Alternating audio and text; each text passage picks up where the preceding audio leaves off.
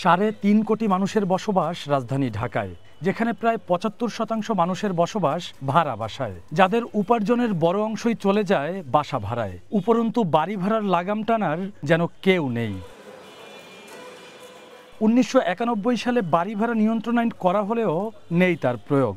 যখন তখন ভাড়া বৃদ্ধি, অতিরিক্ত ভাড়া আদায়, গ্যাস বিদ্যুৎ পানির পর্যাপ্ত সুবিধা না পাওয়া সহ নানা অভিযোগ ভাড়াটিয়াদের। যদিও বাড়িওয়ালাদের অভিযোগও কম নয়। সব মিলিয়ে বাড়িওয়ালা ভাড়াটিয়া সম্পর্ক যেন বাংলা ব্যাকরণের সেই দা কুমড়ার দ্বন্দ্ব সমাস।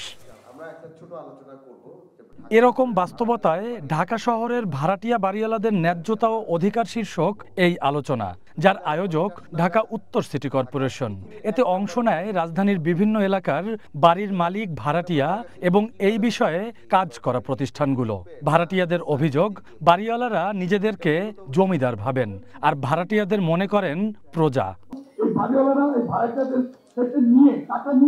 তার সংসার, তার ছেলে মেয়ে, তার ভূমিভাগ, তার পোস্টপাস এভরিথিং তারা করে, কিন্তু ওই মানুষটাকে তারা মানুষের মনে করে না। বাড়ির সামনে সাইনবোর্ড লাগিয়ে দেওয়া হয়, রাত 11টা পরে গেট বন্ধ হয়ে যায়। আমি দুবেলা পানি দিব সকাল দিকে, অথচ পানি আমি কিনে খাই। আমার পানি ওয়াসা থেকে যে পানি আছে সেটা আমি কিনে খাই। আপনি 24 টাকা সাথে অসুবিধা দেয়। বাড়িওয়ালা ভাড়াটিয়া আমি বুঝি না, আমি বুঝি তারা বসবাস করে। বাড়িওয়ালা একটা বাসায় বসবাস করে, ভাড়াটিয়া একটা বসবাস করে। They have equal right for enjoying the facilities of water, electricity and other. Next level, well done, side by side free.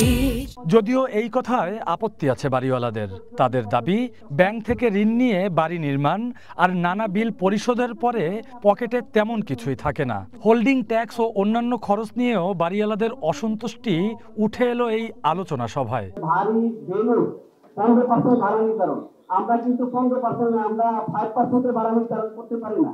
তাতে আমাদের সমস্যা। এটা আপনাদেরকে ঢুকিত হবে প্রত্যেক এলাকা ভিত্তিক কত পার্সেন্ট বাড়ির বেলু আসলে কত পার্সেন্ট বাড়ি ভাড়া নির্ধারণ করতে হবে। এটার ব্যাপারে আপনাদেরকে ঢুকিতে হবে। প্রত্যেক বছর যখন বিভিন্ন হয় সিটি কর্পোরেশন ট্যাক্স হয়, সিটি কর্পোরেশন ট্যাক্স যদি হয়, আমরা যখন ভাড়া দিয়ে জায়গার ভিতরে বাড়ি এই ভাড়াটা কারণ দেবো। বাড়ি ভাড়া আইন বাস্তবায়ন করতে না পারার কথা স্বীকার করলেন ঢাকা উত্তর সিটি কর্পোরেশনের প্রশাসক।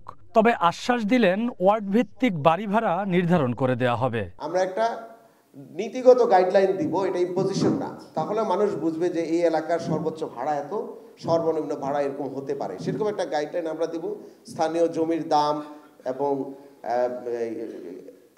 সকল ধরনের অ্যামিনিটিস সব মাথায় রেখে আমরা একটা রেকমেন্ডেড ভাড়া যেটাকে বলা হয় সেটা দেবো, বাট এটা ইম্পোজিশন হবে না।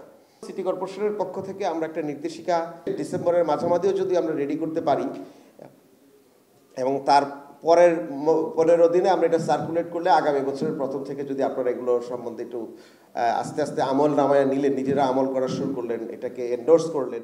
গবেষণা বলছে রাজধানী ঢাকার প্রায় 57% ভাড়াটিয়ার আয়ের অর্ধেক খরচ হয় বাসা ভাড়ার পেছনে।